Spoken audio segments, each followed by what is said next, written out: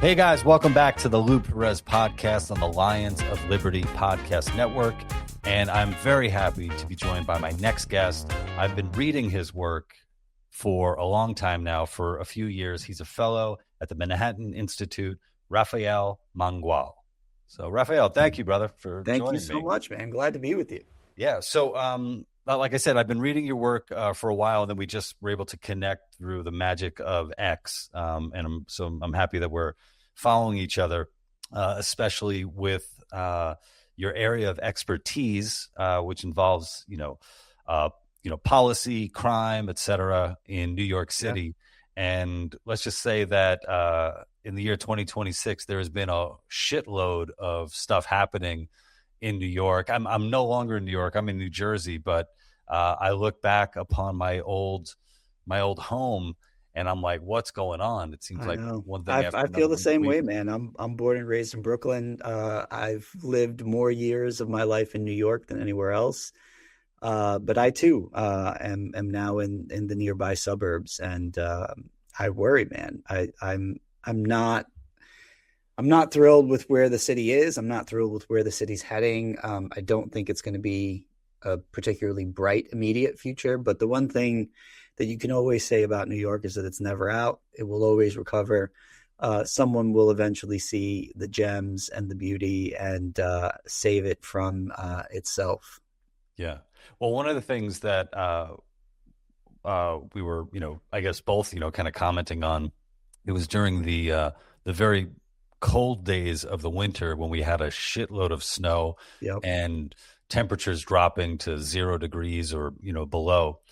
And there was one instance that took place in Washington Square Park, a jovial snowball fight. Yes. That just, was happening at the park. And depending on whose account you go with, you had NYPD just walking right through a fun snowball fight and then ending up getting, pelted with it.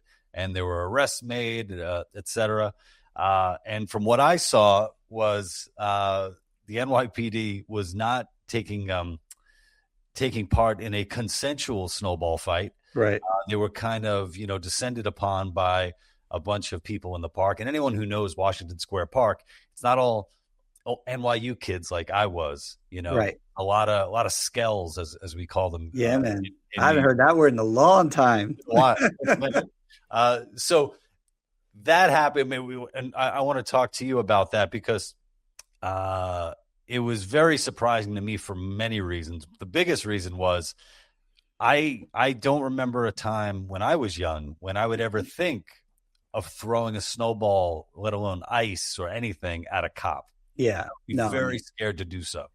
Just a massive level of disrespect. But I do think it's just important to clarify how this actually went down. I mean, because you get so much media spin when it comes to stories like this. And it was just a snowball fight and they were, trying to stop the fun. It's like none of that is true, right? The NYPD was called to Washington Square Park because, and try and imagine this, the snowball fight that drew hundreds of kids and young adults started to get unruly and somebody called the police. Is that really that hard to believe? I don't think so, right? People were apparently climbing up on the field house, doing some dangerous stuff, throwing snow at passersby who were not participants in the fight. And so that made some people upset and worried. They called the NYPD. The NYPD didn't come in there to break up the snowball fight. There's video of one of the scene commanders, using a bullhorn to say you guys are fine. You can keep having your snowball fight. Just stay in the park and don't hit people, who were just walking by. And then while two NYPD in uniform are walking through the park where no snow is being thrown, they all of a sudden start getting pelted. And then not only did they get chased out of the park, but then all of the other officers outside the park who were there start getting pelted and chased off as well. This was not a jovial thing. This was an opportunity where people who felt like they had the numbers decided we're going to engage in a nice little act of disrespect so that we can get some clout on social media. And we're going to curse these cops out and we're going to hit them hard with really tightly packed snowballs or ice balls. You know, it's very clear, right? Like people people understand the difference between being in a consensual snowball fight, right, and being assaulted with snowballs. There's a difference in tone, in posture, right? Like I've never been in a playful snowball fight where I'm, dropping F-bombs at the top of my lungs, with anger on my face. Like this is not how it goes down. But the troubling thing about it is just like the level of disrespect that it shows and the level of comfort when engaging in that disrespect. That portends something that's not very good. We saw a sign of this, a few years ago. It was during the summer, so kind of the opposite weather, where NYPD officers had buckets of water thrown on them when they were responding to bring that up. Yep. Yeah, it's all the same thing. If you listen to the commentary in both instances, right, you'll hear people like, oh, they violated those cops. Get the fuck out of here. All this kind of shit.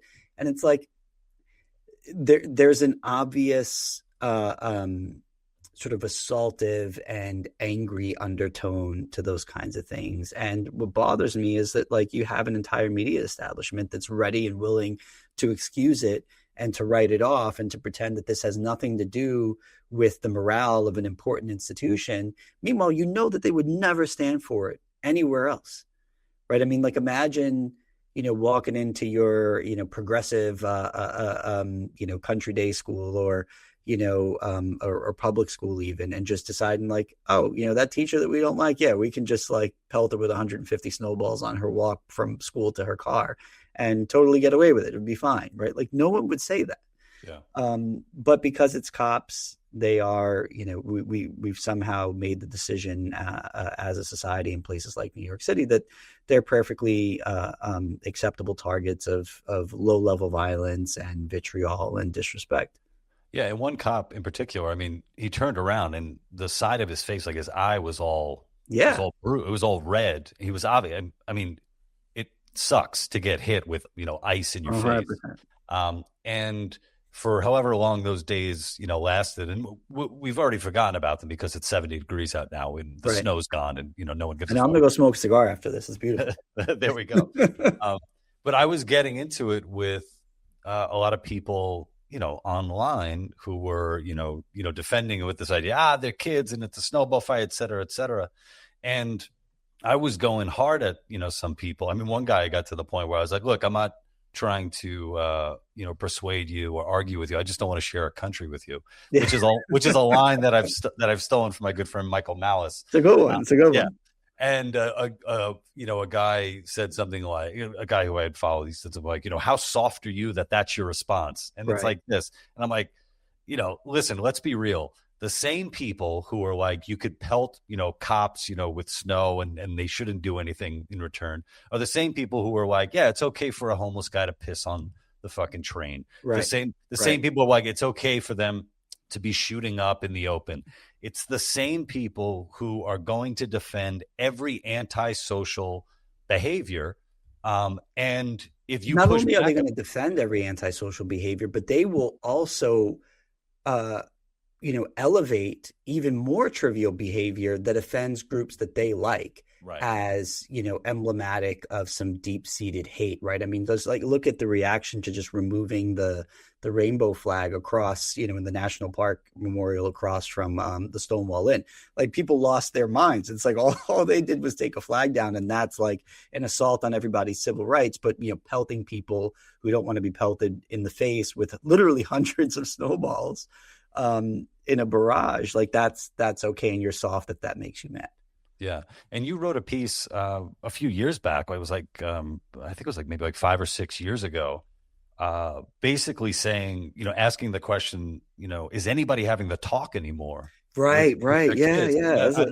I'd love to talk about the talk.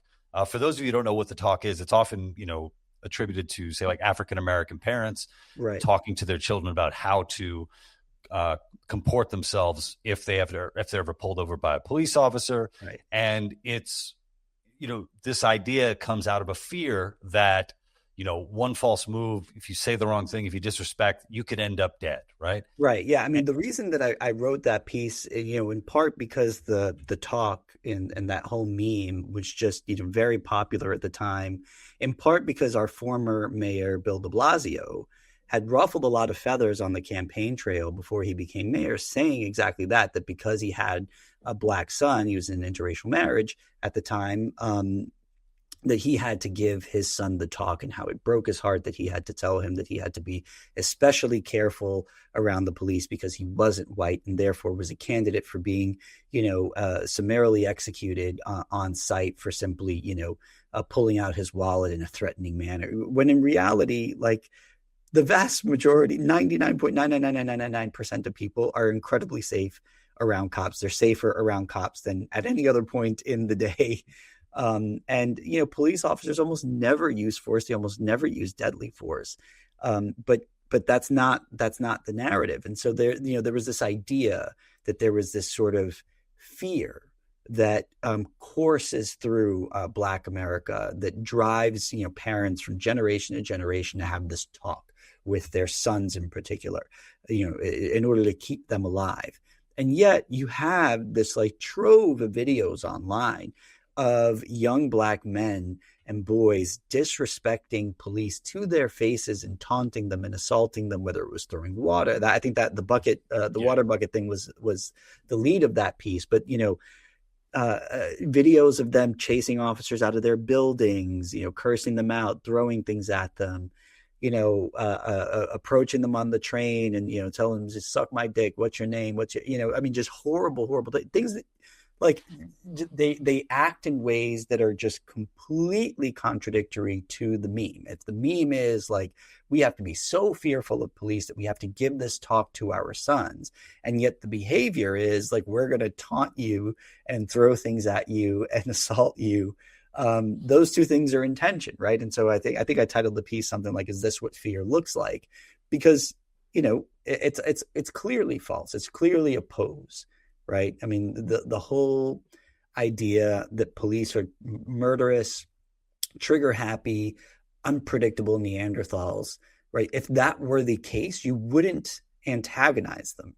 Right. I mean, the people that you are genuinely scared of in life, you behave very differently around them than the way that these individuals consistently behave around police. So it's like, I mean, take your like local gangbanging drug dealers, for example. You wouldn't walk up to a drug corner in Brownsville, Brooklyn, and just, start roasting the dudes, with hard looks on their faces and telling them how they look funny, right? Like you would assume that you are going to be the victim of violence relatively quickly. And so you comport yourself accordingly. The fact that they are taunting cops and sticking cameras in their faces and cursing them out and, behaving that way is a function of the fact that they know full well that they are safe. In fact, that they are safer at that point than they would be had they tried this with any of the folks in some of the communities that they consistently accuse police of oppressing. Yeah. And I mean, the way that I look at it is I see these, these young men, mostly young men, taking part in this behavior that if I were to do it, I would 100% expect a fight with a cop. Like right. 100%. I would be shocked and amazed if a cop didn't lay hands on me if I was doing this, because I'm not a Black kid. I didn't grow up as a young Black kid, but I had the. You don't want to transition. I think that's an option now. It might be. It's summertime, man. I'm 44. Maybe I'll start a new life. But like growing up, I had the version of the talk with my dad, my older brothers, and all that. Yeah. So it to the point where, this is probably like 13 years ago, maybe 14, before I met my wife. I was walking in Times Square, and it was packed. It was kind of like springtime, really nice out. And there was a dude, vagrant, like a well-dressed vagrant. I don't know where he lived, sure. but he's definitely been spending a lot of time on the street. And he was doing this thing, like trying to like shake hands with tourists. And there was like this one particular family, they must have been Nordic of some sort. And I felt so bad for like the dad, because he had his wife and his daughter and his son, and this fucking vagrants trying to like shake their hand, for whatever reason. They managed to like get away, and he comes towards me, the guy, and I told him, don't touch me. And he just stopped in front of me, and he pushed, and he put like his finger like on my shoulder, and he's like, faggot. Right. Wow. And then yeah. And then I don't walk around New York anymore, because it's like I don't trust my temper with it. Yeah. Well, he did it, faggot. So I went and and put my thumb in his eye. Nice. And he, you know, Did you wash your hands after? I know. Well, that's the thing, man. I probably have like an AIDS thumb. And he like kind of, you know, stumbles back into the street, and there's the hot dog stand guy there. He's like, "Oh, don't bother him. He's crazy. He's crazy." And I'm like, he's not crazy enough to get fucked up right now. Right. And after I'd said that, he was like kind of looking at me he was like trying to do something goofy, like some like, you know, old like kung fu moves with the hands and shit. And then a cop came up. I was like, "What's going on here? What's going on here?" And I said, "Officer," and I put my hand lightly on the officer's shoulder. And once I noticed what I did, I took it off as if it was on a hot stove. He was like, "I'm so sorry, officer. I didn't mean to put my hand on your shoulder." I was apologizing for just putting my hand on the soldier, on the shoulder of this NYPD. And, you know, he told the guy to get the fuck out of there and all that. Right. And then the guy, of course, he said that I had called him the N-word. And it's like, so not only are you a piece of shit, you're also a piece of shit liar. Right. You made an interesting point that, like, I feel like doesn't get made enough, especially about like the vagrant population in places like New York City, because, you know, a lot of the stuff, you know, when people get shoved onto like the tracks or they get, you know, assaulted or accosted, you know, it's just sort of written off. Oh, well, he's crazy. He's not well. It's like, no, he's not really crazy, because if you pay attention to these stories, it's almost never the case that these dudes are picking out like a 25-year-old jack dude who looks like he can handle himself, right? They're always picking on either older men, you know, people who are clearly frail or super effeminate, or women, mostly women. Right. It's like so it's like, yeah, they're not that crazy. Right. They're always just sane enough to target the people that they are confident that they could, you know, physically dominate. And they're almost never crazy enough to antagonize somebody who could clearly knock the shit out of them. And so, you know, it's one of those things that, like, it's important in the following respect, because, you know, I think part of the reason people bring that up is because they feel like these individuals can't really be held culpable for their behavior, right? They're not entirely there. And it's like, actually, you know, the culpability inquiry will change once you consider the fact that they actually are sane enough. And the way that you know that is by the targets that they pick, right? It's always somebody that they feel like they can dominate. Well, you had a great conversation on your podcast that you host. What's the name of the podcast? The City Journal Podcast. Yeah. Thank you for shouting that out. Yeah. So one of the contributors to City Journal, Theodore Dalrymple, who was a past guest on the show. I had him like, God, I think maybe like he's the best, man. He's the best. Dr. Anthony Daniels. And he, I mean, the stories that he has, if you guys don't know Dalrymple, his writing is incredible. He worked as a psychiatrist in a prison in England, in London for a good amount of time, and the stories that he has are just awesome. And my favorite story that he has, it involves a woman who's in an abusive relationship, and she's of course making excuses for the guy, like, you know, he's, you know, under a lot of pressure and blah blah blah, and he hits me when, you know, he's you know, feeling, you know, one way or another, and the good doctor asked, you know, the question. He's like, "Well, do you think he would hit me? Do you think he would hit you if I were in the room?" And she's like, "Oh no, he wouldn't." So yeah, of course not, right? So there's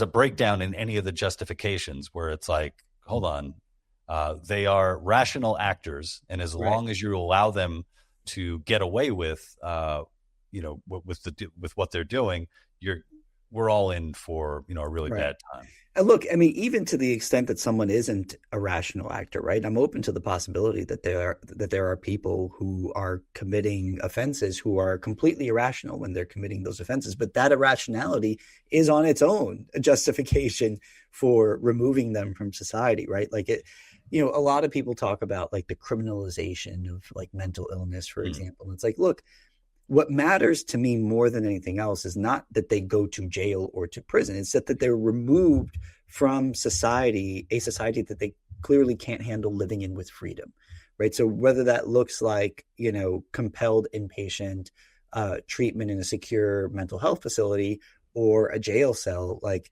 it can be either of those things. But the most important thing is that we recognize reality. And the reality is that there are some people that just can't handle life outside. They don't need to be on the street.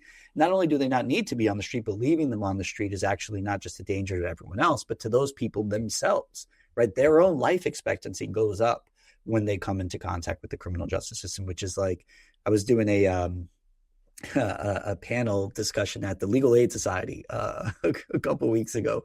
So I was the token conservative on the panel downtown, and I mean, people were audibly gasping whenever I would open my mouth. But one of the things that I talked about was like, there are actually positive effects of like incarcerating people. Everyone just talks about criminalization as if it's this net negative in all cases, but like there's actually good research showing, for example, one of the examples I brought up was that kids whose parents are on the margins of incarceration, like the ones whose parents get incarcerated, those kids do better than the ones whose parents stay home. And it's like that blew their minds. And it's like, oh, actually, there are some people who are antisocial, and getting antisocial people out of your life is actually a good thing. And it makes a lot more sense when you consider it that way. But also there's research showing that like being incarcerated generally improves the life expectancy of the person incarcerated. Like we're taking them out of a cycle that actually shortens their life, a cycle of behavior that shortens their life, right? So it's harder to get drugs and overdose. It's harder to get into fights that might end with you being seriously injured. It's and dying from complications. It's harder for you to get killed, right? Prison is certainly a dangerous place, right? But like you're very unlikely to get shot in prison, right? Homemade shanks are a lot easier to survive in a secure facility than a bullet on a street corner. When there are no guards nearby that are going to come rush in, to save you. So, they're just these consistent misconceptions that like color how we talk about the issues I write about that just have bugged me to no end, and kind of. I guess in a way they keep me employed, right? Because they're always giving me something to complain about on paper. But, it really is frustrating. So, I mean, we've talked about a couple of examples, but like, yeah, that whole meme about the talk, like it's clearly nonsense. It also just reflects a lot of factual inaccuracies, right? Like you see these polls sometimes where like people are asked how often police, use deadly force, and they think like, oh, it's like 10,000 unarmed black men a year are killed by police. It's like, no, it's like more like 15. And also like unarmed doesn't mean not dangerous. Right. It also doesn't mean not dangerous enough to justify deadly force. Like, it is possible that someone who's initially unarmed can pose a deadly threat. In fact, actually, this is kind of a terrible story, but my father's a retired NYPD detective. And a few months after he retired, two of his ex-partners started riding together. Their names were Bobby Parker and Patrick Rafferty. And they were killed in the line of duty by an unarmed black man. So, they were trying to get this guy out of his car, and he was able to wrestle Bobby's gun off of his belt, shoot him, and then win a shootout with Pat, and do really beautiful lives. I mean, Pat had a family. Bobby was just a great guy all around. I mean, neighborhood guy, took care of everybody in his life.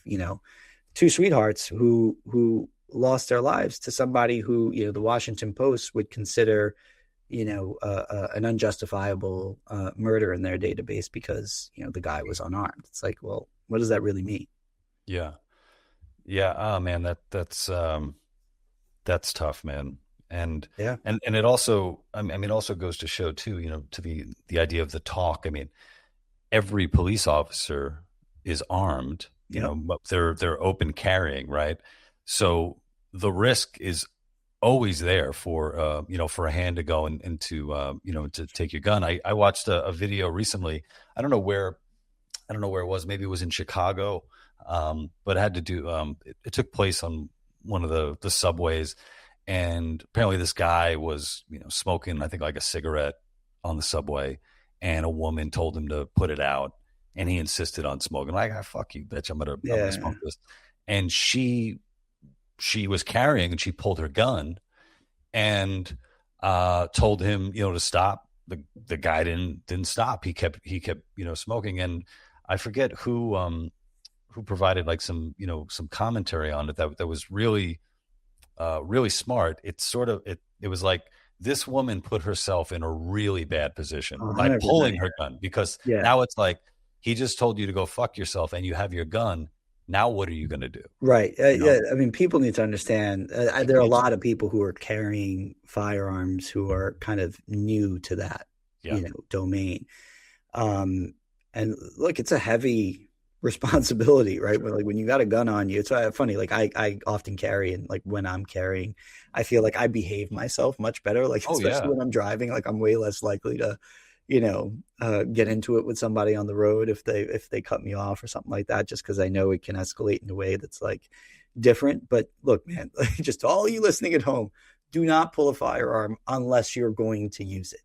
And that's not the kind of situation in which obviously you would be justified in shooting somebody. So, better not to introduce that, because it can be taken from you and used against you. But there is something that always gets me about those kinds of interactions that you just described, right? Where like someone's doing something clearly antisocial in a public space, like a train, like a subway car. Like there's a kind of person who will excuse that behavior as like the byproduct of ignorance. Like, oh, this person just didn't know that you weren't supposed to do that. Or maybe they were stressed out and they just really needed that cigarette in a way that you don't know. And like people need to understand that's nonsense. Like when that happens, right, the proper way to understand the behavior is the individual engaging in the antisocial act is making a power play, right? They are asserting dominance in the space that they're in, right? That person who lights a cigarette in an enclosed subway car he knows people are not going to like it. He knew that before he pulled out and lit up. He pulled out and lit up as a dare, right? He's basically saying, I dare you to say something to me because I'm the alpha in this space. And it's a win-win situation for that guy, right? Because if everyone keeps their mouth shut, right, which is almost always how that goes down, then that confirms his own self-identity as like the tough guy, right? Like I win clearly, like, right? No one's even willing to make eye contact with me, right? So I win. And then if someone does, push back on him, it gives him an opportunity to maybe act out in a way that he already wanted to act out anyway, right? Like, again, it's a dare. Maybe he's just looking for a fight. And now you just gave him that opportunity where he gets to, play the character that he's been playing in his head all day. And so those are not kind of innocuous little acts. So, I always tell people just like engage with that stuff at your peril, right? Like, right. And I think people know that intuitively. One of the reasons why that kind of behavior often goes ignored in those settings is because I think people make the calculation. Like they know if I say something, he's going to say something and it's going to escalate. And if I'm not willing to fight and end up, bloody rolling around this dirty subway floor, then, it's just not worth it. So I'm going to keep my mouth shut. And that's, that's certainly how I've approached these things, right? Like some nuts doing something crazy. And it's just like, I'll just get off at the next stop because I'm on my way to a meeting or whatever. I'm not going to go in there with a black eye and a ripped shirt and like, all filthy. But there's just so much excuse making in society for bad behavior that, I'm just led to believe that either there's an enormous amount of ignorance as to what undergirds the behavior or, there's something more sinister going on. Yeah. I wonder, City Journal, it's obviously, it's a conservative leaning, magazine, and the Manhattan Institute, the research and the policies and stuff. I remember a time, growing up in New York where you had Democrats who I would consider pretty conservative. Like, I think New York conservatives just in general are a little different than, conservatives you'd find, all over the country, because especially in New York, it's like, you're conservative, but where you're going to the same, museums and stuff like that, like the culture, like you're still a part of, of the culture. But I mean, I remember, my family was a, family of Democrats, and like the idea of, of just like somebody sleeping on your stoop, like it didn't, if you were a Democrat or Republican, that guy's got to get the fuck out. Right. And I'm wondering, when did that shift happen where now instead of saying, dude, you got to get the fuck out of here, now it's like, no, we need to is there any way we can make an enclosure on your stoop to make sure that this person right. is even more comfortable sleeping on your stoop? Right. Well, I think basically what people have gotten uncomfortable with, it's not with the idea that they deserve that level of privacy or that their property rights deserve that level of respect. What they're uncomfortable with is the implications of asserting those rights, right? Because there is, when you try to assert rights, right, ultimately what that requires is that you have an answer to the or what question, right? Like, so person doesn't have a right to be on your property. You want them out. You tell them get out. They say, or what, right? And it's like, well, or what usually means like force is going to come into play in some manner, in some shape, manner, or form. Most of the form that takes is through policing. It's like, or I'm going to call the police and they're going to come and they're going to remove you and probably arrest you. We have made it so that, not we, because I didn't participate in this, but progressive leftists have made it so that people feel so guilty about bringing police into the equation that they would rather eat shit on, in one of those kinds of instances than they would risk being guilty of the thing that they have gotten so much guilt assuasion out of associating with, right? Like there's this sort of white guilt problem. And one of the ways that, a lot of people seek to assuage that white guilt, especially in places, that don't have a ton of crime, is to sort of rail against the police and the criminal justice system as racist and, too harsh and draconian. And there's never really a cost associated with that because they live in places that, that don't have a ton of crime.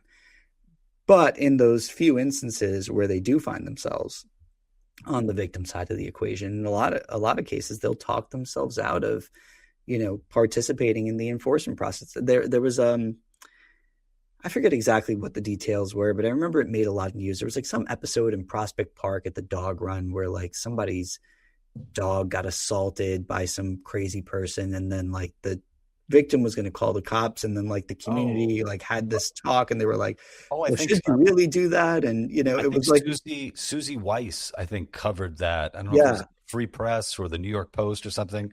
Susie Weiss is Barry Weiss's sister. Yeah. And Susie had like a pretty good beat. She would write about stuff like that. Yeah. And I think the community basically came together to be like, we need to kind of protect this migrant who's beating up dogs. Right. Yeah. So it's like it's a real problem. It's a real problem because unfortunately those people, even though they are on the fringe of even a city like New York, right, they're not the majority. I mean, you walk around real New York and you talk to real New Yorkers, like they don't put up with that. Walk into like the Douglas houses in Harlem and try and beat somebody's dog and see how long you're walking. Right. That's just not how it works. But those people have an outsized amount of political power in a city like New York. And so they can really drive the agenda. They can really drive media narratives, and they can drive political outcomes, in really important ways. And like, frankly, the New York City electorate has a lot to do with that because, there's just such low participation rates. I mean, part of that is like New York City has off-cycle elections, right? So our elections don't happen the same time as a federal election. So participation rates are lower because of that.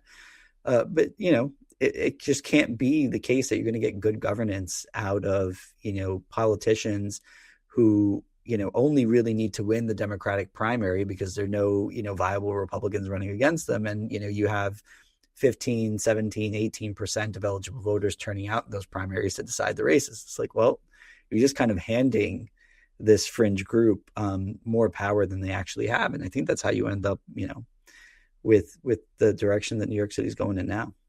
Yeah, I used to live in Brooklyn Heights, and I love Brooklyn. I proposed to my wife on the promenade. Oh, that's beautiful, man. Yeah, it's now you just made me miss it. Now the promenade and Willow Street and Montague, yeah. Brooklyn Bridge Park now that they built up, it was incredible.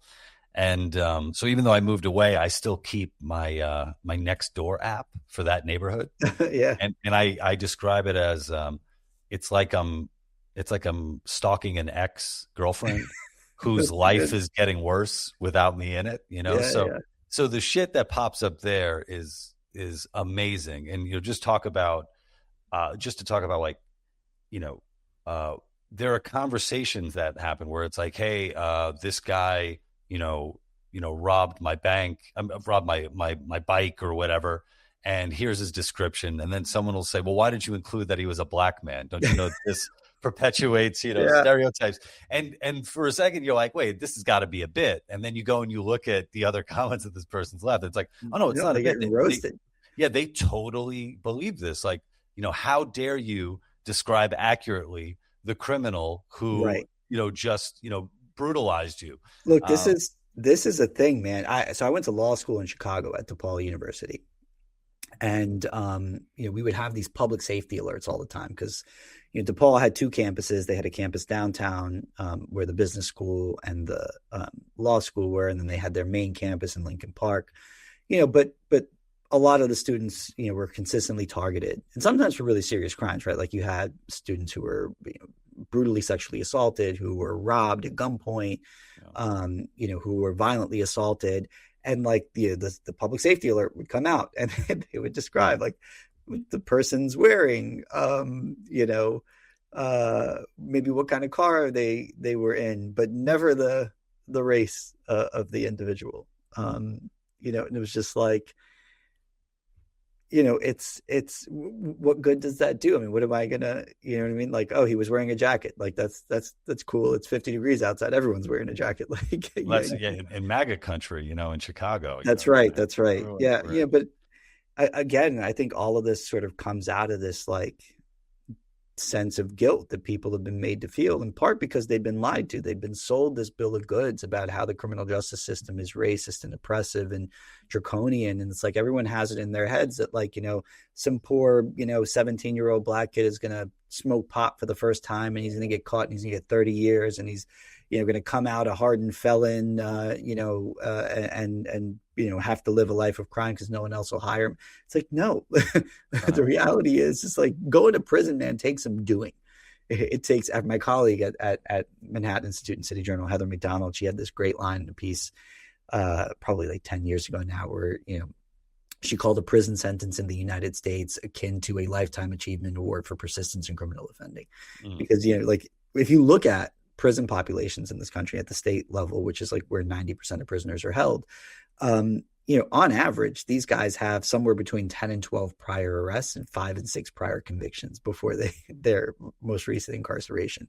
And despite that, right, they are still only serving on average, or I'd say the median amount of time served is only 16 months in the United States. And like that's despite their criminal histories. That's despite the fact that most of these people are serving time primarily for a violent felony or a weapons felony. Like, despite all of that, you're still only doing 16 months. Even if you just focus on the people who are going to prison for violence only, it only goes up to about 2 years in terms of the median amount of time served. And like, you get people who are convicted of murder who are out in less than a decade. I mean, my book that came out in 2022, I opened it with a story out of Chicago about this woman named Brittany Hill who was killed while she was holding her 1-year-old daughter in her arms. She was shot to death. And the whole shooting's caught on camera. It's brutal. I mean, you can probably find it. It just breaks your heart, man. But one of the guys that was charged with her murder was a dude named Michael Washington, who was younger than 40. I think he was like 39 at the time, and had 9 prior felony convictions, including second-degree murder and aggravated assault, which was pled down from attempted murder. So like 2 different cases in which he shot people, one in which they died, another in which they survived, including 7 other felony convictions. And yet the dude was out on the street that day to commit yet another shooting, where he ended up taking the life of, a young 24-year-old mom. And it's like, people don't hear those stories enough. I think somehow we ended up in bizarro world where that story becomes the outlier in the public consciousness, and the kind of Khalif Browder story becomes the the average experience, when in reality it's the inverse. Yeah. Well, there's that recent case of the guy who's, was he arrested 131 times or Yeah, I something like saw that? he lit somebody on fire in Yeah. Penn Station, I read. But I have to say this about Heather McDonald.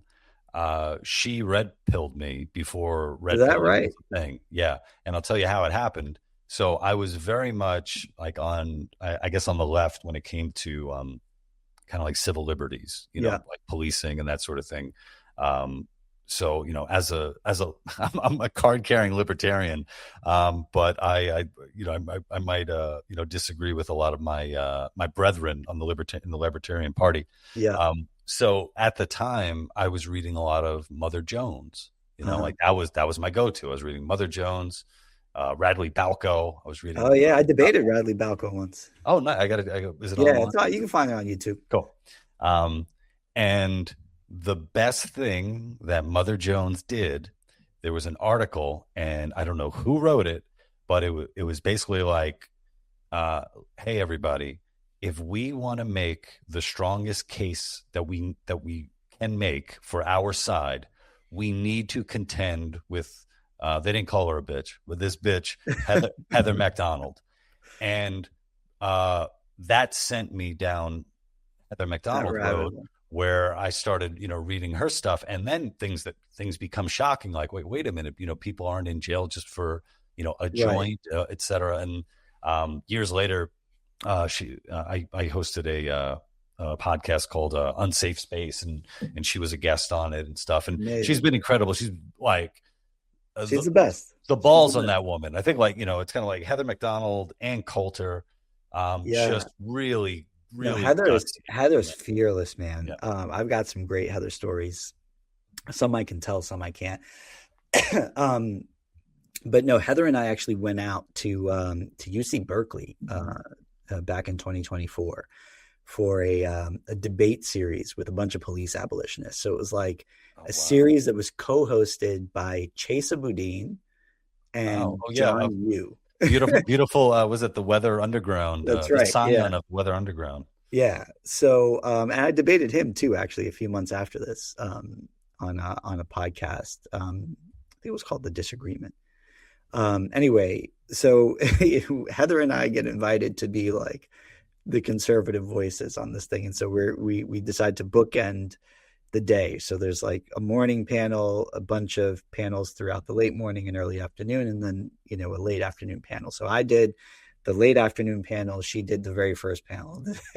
Like, she gets up there and immediately, like, lobs a grenade into the audience. People are losing their minds. Their hair's on fire. She gets called a Nazi by one of her co-panelists, like almost immediately starts likening her to like Goebbels.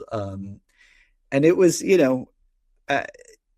it was an experience. I mean, one of the things that you kind of learn in this world is that like your skin just gets super tough over time, right? Mm-hmm. Like I remember when I first got into like the policy world and, had ideas that I was putting out there, and people would, say things that would like rile me up if like, someone called me a Nazi in the comments. It was like, what are you talking about? I'm not even white. Like, and now it's like, they would hate me. The Nazis would hate me. Right. It's like, and now I get like, death threats all the time. It's like, I don't even blink. And, it's an unfortunate reality, but like, that I find particularly on the left, it's like when you cross whatever sacred cow they've designated, that's like, they will absolutely lose your mind. And like, I've seen very few people get as much hate and vitriol thrown their way than Heather McDonald has over the years.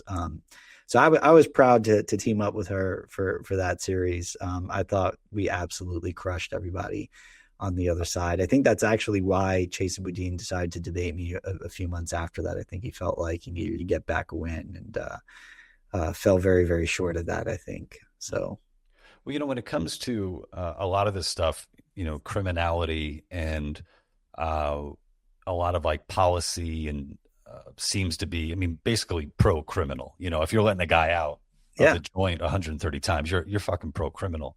Yeah. And what I found like during like the Daniel Penny era, Yeah. however long that was, is the amount of people who, for some reason, saw themselves almost in Jordan Neely's shoes, right? Yeah.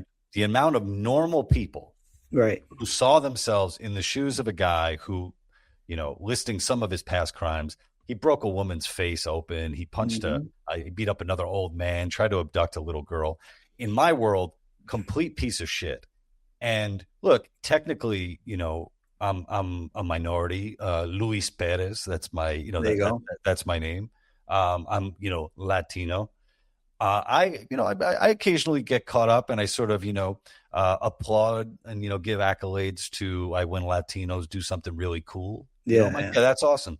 But if a Latino was to punch a woman in the face, try to grab a little girl, burn that motherfucker alive. I don't want anything to do with him. I don't care if his name is Luis Perez, and there's a lot of people named Luis Perez who are in fucking jails right now. Fuck them. I don't want anything to do with him. When you see that with Luis Perez, don't think about me. Just think about the good shit. The good shit. It's fine. I remember growing up. So I'm born and raised in Brooklyn. Moved out to the suburbs when I was a preteen. When I was 10, turning 11. And I remember being a kid and watching the news at night, back when New York was still 1,000 murders a year. And whenever, a Latino, usually a Dominican or a Puerto Rican, would be the suspect named in the news story about some heinous crime. My mother and grandmother would be like, "Oh, Jesus Christ. Come on. It had to be one of us." Of course. There was this sense of shame, right? It's this isn't who we are, right? We don't identify with these people. And yet, again, it's we've kind of entered bizarre world where that whole idea has been inverted. And now people are sort of pretending to identify with the criminal, with the offender. And you said that they identified, I don't think they actually do. I don't buy that that's genuine, right? I think it's a pose. Mm-hmm. I think they talk themselves into, passionately exclaiming that they identify with these people. But on some level, I have to believe that they know it's nonsense. That they would act differently if they were the immediate victim. And, you saw that in the Jordan Neely episode, right? I mean, there's body cam footage after that whole thing went down where people are no, this white guy did the right thing. He really got us out of a line. Everyone was scared of that dude.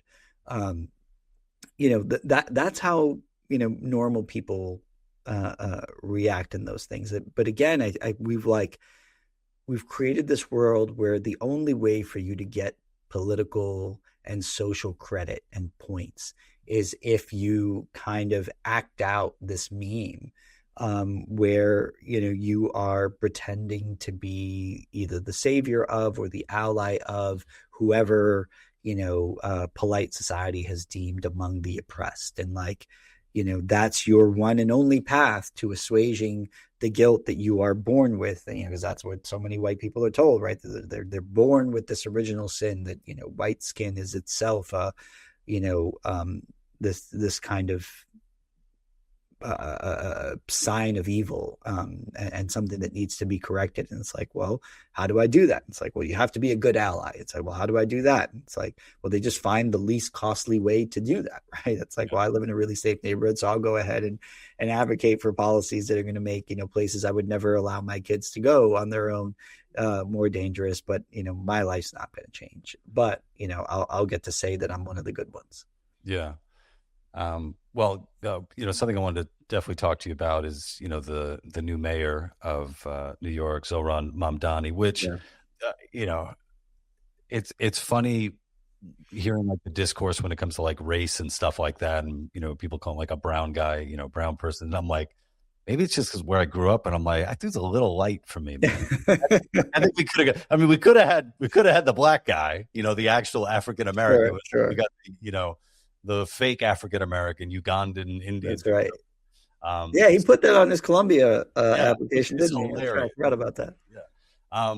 And obviously what happened, recently at the there was a protest outside Gracie Mansion. Yeah. Stop the Islamification, I think, of New York. Something like that, yeah. And the response from the counter protesters, the people who were calling, them white supremacists, et cetera, and they very well may be. I don't I was know. gonna say, yeah, that's like a fair the Jake Lang character. I hadn't really heard of him. Me either. Yeah. And so I looked him up. But yeah, I mean, like, it seems like a pretty fair characterization of him. But like, white supremacist or not, he didn't bring any bombs with him. So Yeah. that. Yeah. So the way to counter the, stop the Islamification of New York was to try to detonate an IED. Two IEDs. I think they started finding, other ones. Yeah, there was a third one in the car, apparently. And yeah, so these two, young Muslim men from Pennsylvania came to New York, and like obviously with the express desire to kill or maim, and with this explosive device, it's pretty fucking gnarly. I mean, it's like you're wrapping nuts and bolts and shit around a bomb, and thank God it didn't go off. Yeah. But here we are, only a couple of days after it happening, and the responses have been, I can't say that. I mean, maybe I thought nothing could shock me, but sort of the defense that the media seems to be running, and also the mayor himself, over what happened is pretty out of this world.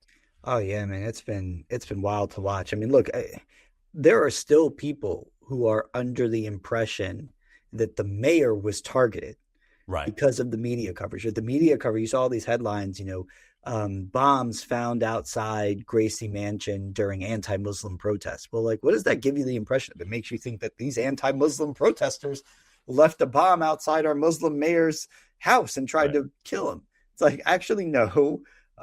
Two Muslim anti-Muslim protesters came and tried to blow up the anti-Muslim protesters and a bunch of members of the NYPD at the same time, with homemade explosives that thankfully they were too stupid to mix correctly, and therefore they didn't detonate.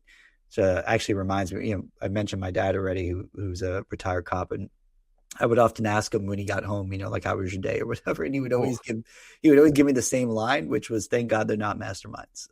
It came to mind with these kids, because it's like, the amount of evil that's in some of these people's hearts is unbelievable.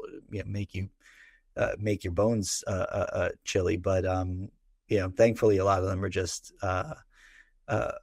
borderline retarded, and they can't they can't execute. And so, yeah, I mean, look, I do think that this whole thing is, it's an important lesson for us, because the media has clearly failed. They are clearly in the tank for, narratives over truth. If you didn't believe that before, I'd say you were probably super naive anyway, but certainly even the most naive have to believe that now, because it's not just like one outlet, one headline. This was like the entire media establishment essentially decided to get behind this obfuscation to frame this as if, in some way that, like, casual people who were skimming, the headlines would think like, oh, Zohran Mamdani was just targeted by anti-Muslims.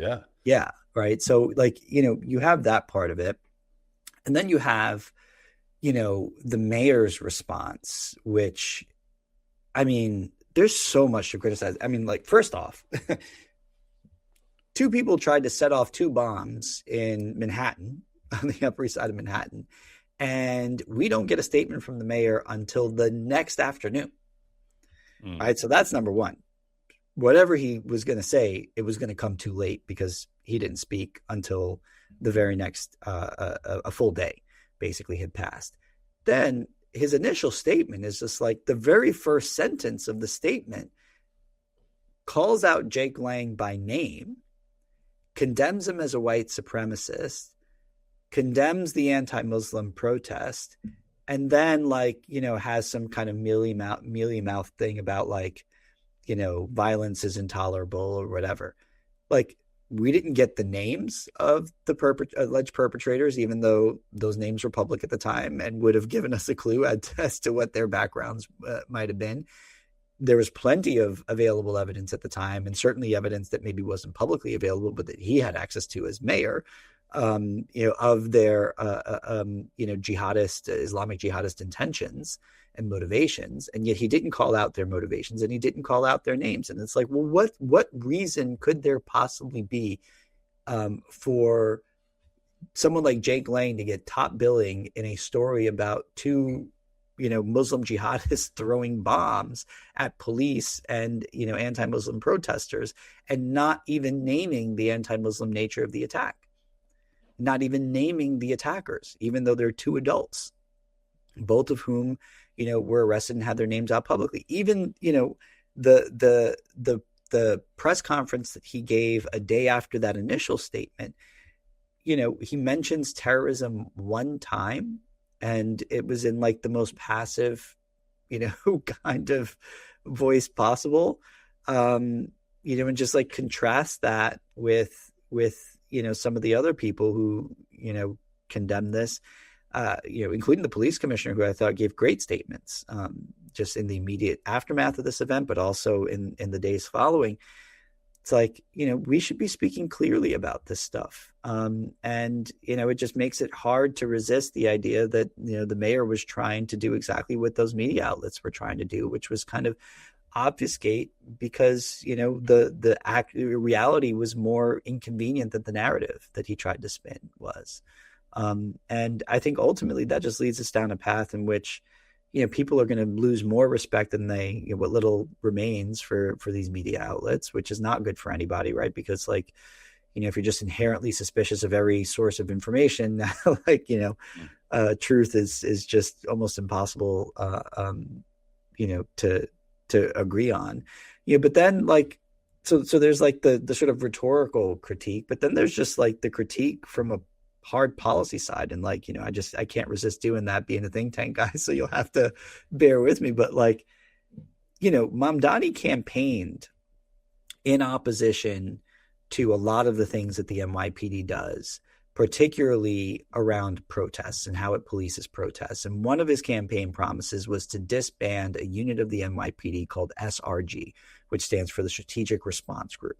The Strategic Response Group is part of the NYPD's Critical Response Command, and basically it's a unit of specially trained officers who carry heavy weapons, have counterterrorism training, and who specialize in crowd control and responding to large gatherings and mass casualty events, right? So Mamdani has come out against them, in part, he says, because they're too heavy-handed when they've responded to protests in the past, and he wants to respect the First Amendment. It's like, okay, but there's something that sounds good on the campaign trail, and then there's reality, and reality hit on Saturday, right?